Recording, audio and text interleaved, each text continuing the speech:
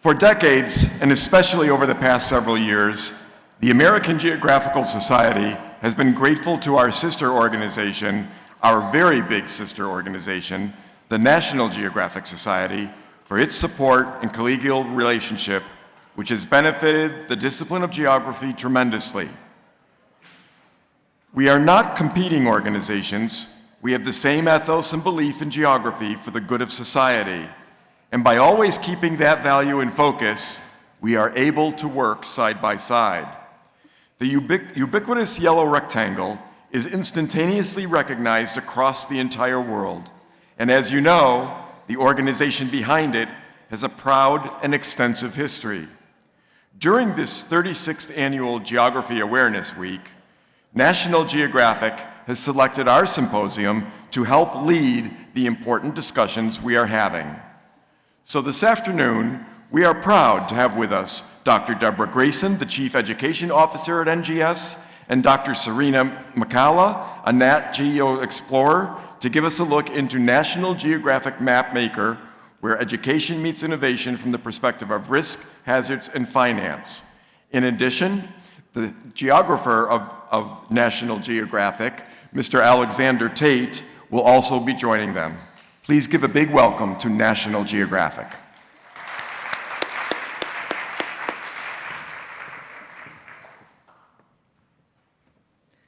So thank you for that warm introduction. Sorry we had to shorten your break, but I promise it's worth it.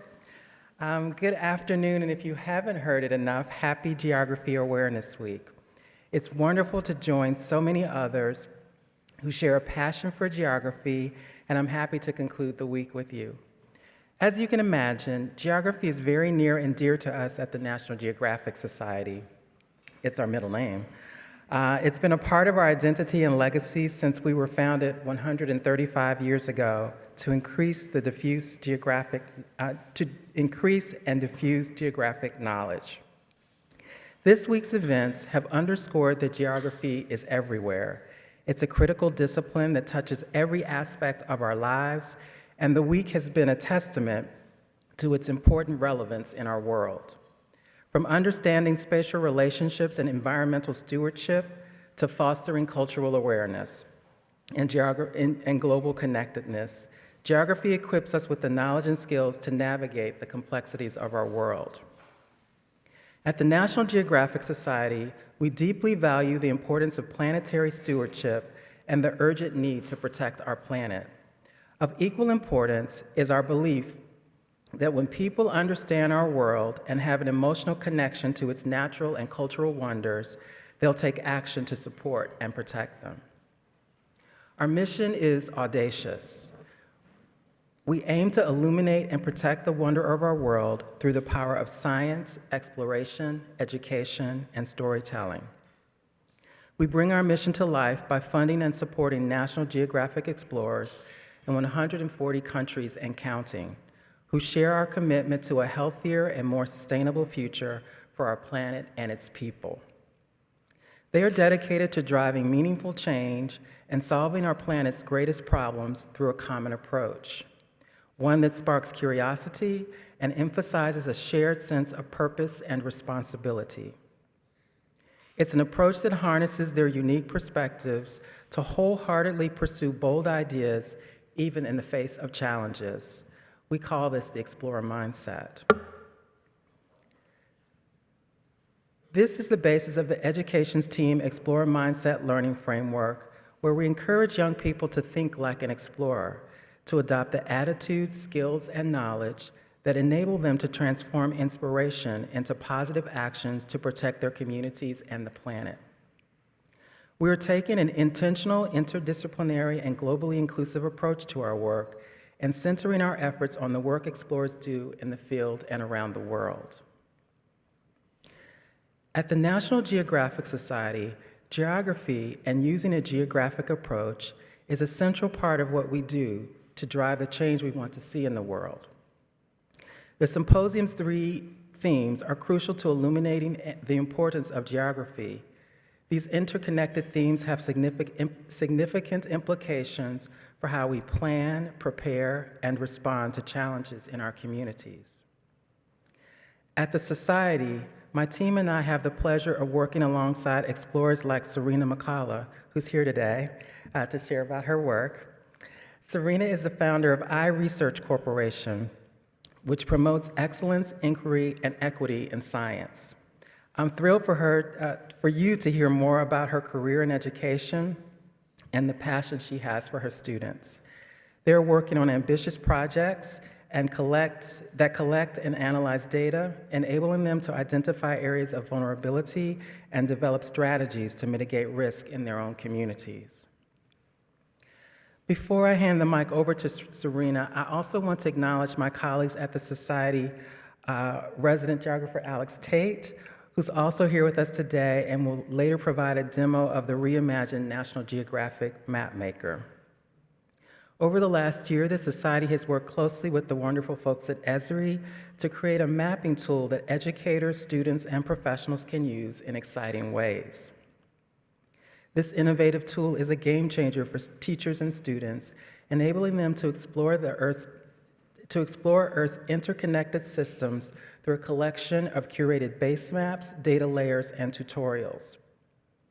They will assess real-world examples and data from explorers to see how GIS and the geographic approach addresses challenges around the world.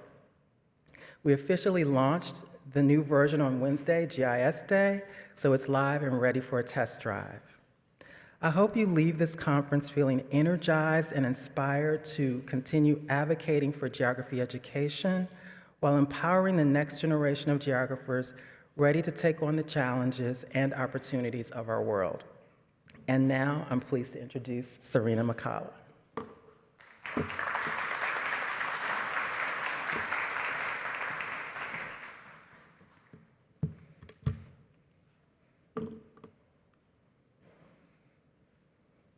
Good afternoon. Thank you, National Geographic and the American Geographical Society, for inviting me to speak here today at Columbia University.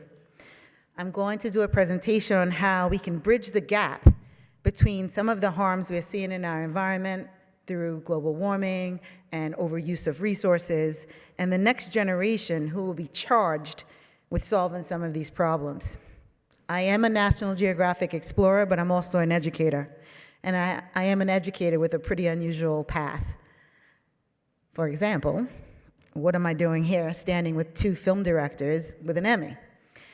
I originally was approached to participate in a National Geographic documentary called Science Fair. And that documentary, from my purview, was to help other students create research programs like the research program I've created over the last 15 years. But lo and behold, it became an actual movie, and it earned an Emmy, and it was lauded at Sundance for its innovation and inspiration. And as a result of that, thank you. But that's kind of the end of the story. The beginning of the story is me there. The beginning of the story is my geographic beginning and where I grew up. I grew up in South Jamaica, Queens, in New York, and and my urban environment kind of reduced my awareness of the world around me. And being in South Jamaica, Queens, my access to other cultures and resources and flora and fauna was reduced by just being in South Jamaica, Queens. But thankfully, I was born to Jamaican parents, and those parents drove me to look at a lot of educational materials like National Geographic magazine. And one of my favorite images in a National Geographic magazine was of Mount Sinai. And when I saw this picture, it kind of showed me that I could, and I needed to, see the bigger world. And I use images in my classroom in order to kind of motivate and stimulate my students' interest in varieties of science fields. For example, if we were looking at the Mapmaker tool and we were looking at chloral bleaching and heat stress, we can ask a lot of questions about it. Another really important Mapmaker view that we saw is that I actually have a student who's working on a research project currently on wildfires. And what she wanted to investigate was not only are the wildfires impacting the given location of the fire, but how are the particulates from the wildfires now impacting the areas around from where the wildfire started. So now we're studying how particulates larger and smaller than 2.5 microns may impacting a certain type of disease in a given area. And maybe we can now be proactive to reducing some of those harms. So as we completed the ideation and experimentation processes, we then begin to prepare to sell our work or share our work with scientists in the field of which the project lays. And this is a clip from the Science Fair film. No volume. Is this a definition? Yes. I'm gonna be so proud when one of my kids win a Nobel Prize, because they will. One of them will. Why can't you explain why understanding the chromatic number is important instead of defining it? Dr. McCalla is a very hardworking teacher. Sometimes she works even harder than her students. No, can you focus, please? Give me the header. She is strict, she can be scaring, but I actually like her style. It reminds me of my life in China, because the teachers are usually really strict. So what's happening over there? We're printing our boards for the competition on Sunday and Monday. And most of them are printing their boards. Some of them just have random questions. Some of them just want to talk. Okay, come. Johnny, I'm really not happy. You know how much time I spent with you? You didn't fix half the stuff on the board. It's written. Did you take a picture? So why didn't you fix it? I forgot to look at it. You said what? I forgot to look at it. How did you forget to look at it? It's on the paper. When she hears something she's not pleasant with, she does like a eyebrow thing. It's the look. I don't know. I know. I expect excellence from them. If I backed down and I wasn't so aggressive and I probably wasn't forcing them to stay here after school with me 5, 6, 7, 8 hours, then we would fail. So we study a plethora of disciplines, and I use my assertiveness to make sure that my students are doing topics on which they have passion. One of my students here is Rebecca Cho. She did a project on reconstruction modeling using tectonics and climate of the Western North America, and she ended up going to the International Science and Engineering Fair where she won $10,000. But that's just the beginning of some of the work that the students are doing. Every student pictured here has a project in a variety of topics. We have one that was trying to remediate the waste products of fast fashion, one that was studying microchanging short tandem repeats, one that was studying flavonoids from China that could be used to reduce symptoms of Parkinson's disease, and another that actually had cancer growing up, and she was studying long non-changing RNA and how it could reduce or even spur spontaneous remission. And then last but not least, the young man on the right, he's currently in an MD PhD program at UPenn, and I think that these students not only garnered a lot of success and financial reward, but also are the building block to the next generation of scientists. And we have been very successful year after year, and we are not only looking at competitions and the resources, financial successes from their participation in those competitions. I believe that these students will change the next decade of science and scientific investigations using all kinds of tools, including data science. I found that the work that we were doing was reproducible, and I am now allowing students who don't have so much access to now have access through my corporation, iResearch Corporation and iResearch Foundation. And now we're involving more students of color and women in STEM projects.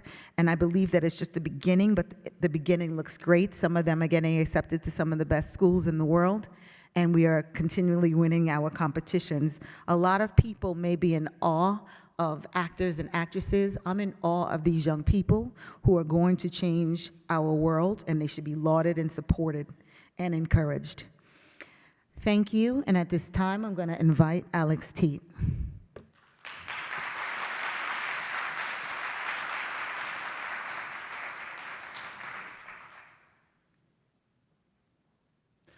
Thank you, Serena, and I'm excited to be here during Geography Awareness Week. I always look forward to the AGS Geography 2050 event.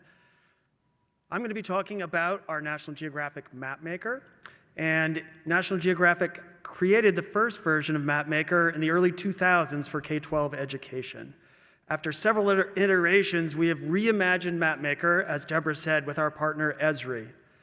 And we aim to keep the ease of use of the original and add the power of ArcGIS. I do want to say our vision for Mapmaker is not just about geospatial tools and data for education. It's also about helping people learn to look at human-environment interactions and other aspects of the geographic approach to understanding our world. I just want to point out one highlight of Mapmaker in the interest of time, and that's that we have a curated atlas of thematic maps and associated data layers. And that atlas includes maps showing National Geographic Explorer's stories, as Deborah pointed out. And in using Mapmaker, we see lots of uses for education, and one of the most important really is this idea of data exploration that facilitates topic ideation. It's something that Serena does with her students, and we see that as a really important role for this tool. Okay, enough talking about it. We are excited to show you Mapmaker. I have a recorded live session, and I'll try to keep up with the video as I describe Mapmaker. You can see that it has a large map area, standard pan and zoom tools like you would expect. You can rotate the map. In the upper left, you have a set of standard mapping tools, zoom in, zoom out. You can reorient the map to north, and you can reset the map to home. The real action happens in the bucket of tools at the bottom. You have base maps. Let's try imagery. And then one of my favorites is an oceans-themed base map. And this tray of tools at the bottom has a really easy switch from 2D to 3D, which we think is really a game changer for quick and easy access to looking at the world. Here it's a globe. And in the tray at the bottom, we have a measure tool, as you might expect, and we can take a look at the distance from, say, Bogota to Madrid on a great circle line, and you can see the distance in miles, change it to a metric measurement, and that works at any scale in any 3D or 2D map. Let's take a look at one tool that's only available in the 3D view, and that's taking a look at daylight. We've centered on New York, and we can actually take a look at today's date, November 17th, and today's time, and see what part of the globe is illuminated and what part is in shadow. It's a lot of fun, very applicable to education. Now, the key feature really is this whole palette of curated maps. Let's take a look at a hazard map. Let's take a look at hurricanes. We can look at current live data. Well, from the weekend when I recorded, not much happening in the Atlantic, but in the Western Pacific, there was a tropical depression that we can find out about, and this is live data coming through. Let's take a look at that other hurricane map you saw, which was historic hurricanes. And so we can load that and take a look, a lot more going on in the Atlantic historically, and we can zoom in, search on Louisiana. It'll reframe the map to Louisiana. We can take a look at some of the important hurricanes that have hit. Hurricane Camille, Hurricane Katrina, with some information. Let's say you want to be able to look, well, of course you need a legend to be able to understand what the symbology is on the map, but we also have this map layers palette where you can actually dive into the data that's being shown on the map. So it's really a lightweight GIS, easy to use, free for everybody. Let's take a look at another map, theme of this conference. Let's take a look at another hazards and risks topic. Let's take a look at drought intensity in the United States. This is coming from the National Drought Data Center, and we can see some important hotspots. This is regularly updated, so students get refreshed data. Take a look at New Mexico, and you can see some important hotspots, literally. Let's think about how we may add some context to that. We'll take a look at adding a land cover data set. Of course, now it's covering the map, but we have tools so that learners can be able to see the relationship between the two layers very easily. There's a swipe tool, but in this case, it's probably a little more applicable to take a look at the transparency tool. So we can see the areas of forest and human population developed areas in relation to the drought summary. All right, let's take a look at yet another hazards map related to the work that Serena's students are doing. This is live updated fire incidents and smoke cover. And you can take a look. Each layer has a nice full description of the data and the sources with lots of links. And we can take a look at Southern California. Again, this was updated last weekend when I recorded this. And it's sort of a summary of the last several weeks of fire incidents, both prescribed and wildfires. And you can take a look at individual ones. And we're providing a set of basic sketch tools which will be improved upon so that students and learners can annotate their maps. Let's say they want to add a symbol for where their study area is. And so this allows them to save out a map to share through presentation or printing. That blue's not working so well, so let's go with a lighter text block. And so it's a way to work with maps, save them, and share them. Now, I mentioned National Geographic Explorer Stories. That's an important thing that we have added from National Geographic's content. Let's take a look at one. This was an expedition in 2019, the largest science expedition up to that point, to look at ways of measuring climate change at Mount Everest. And so that was looking at weather and atmospheric changes and glacial changes. And you can see, of course, we're going to go into 3D to take a look at Mount Everest. This is going to a place called Kala Patthar, which I had the fortune of visiting and getting a look at Mount Everest, and then exploring the data points that were collected by the team. All right, one more map, I promised the last one. I know we're running out of time.